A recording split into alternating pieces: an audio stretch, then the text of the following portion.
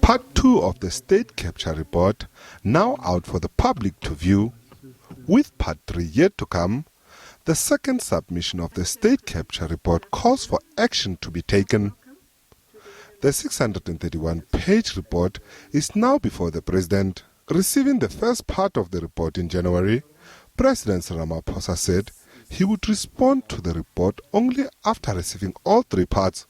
There's a lot more coming, I can tell you. Amongst the recommendation in Part 2 is that the law enforcement agencies should conduct further investigations with a view to prosecute. The report highlighted that former Public Enterprises Minister Lynne allegedly played a key role in aiding state capture. Brown says she is still studying the report and will respond at a later stage. An analyst says the report shows that state capture amounts to organized crime. When you read the report about Denel and Lynne, you see that, Lynne was getting phone calls from the Guptas, even as some of the boards were being changed. There would be a number of phone calls, cell phone calls, that were going to her. So clearly she was being supervised and managed by the Guptas to do one particular thing. So this is not just about abuse of power. This is about ministers and cadres of the liberation movement who have joined the mafia and are operating the mafia in the state.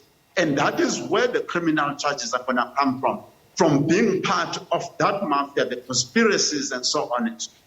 This volume of the report is split into two parts, one on Denel and the other on Transnet.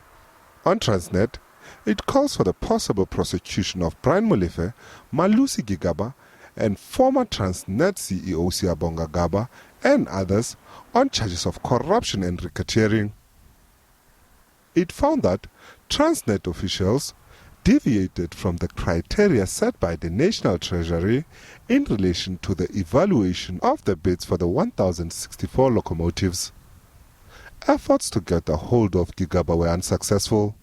We must understand that there is a period up to about 2008 when these state-owned enterprises were doing quite well. There were a few that were not doing well, but they were doing quite well. Some were well-renowned.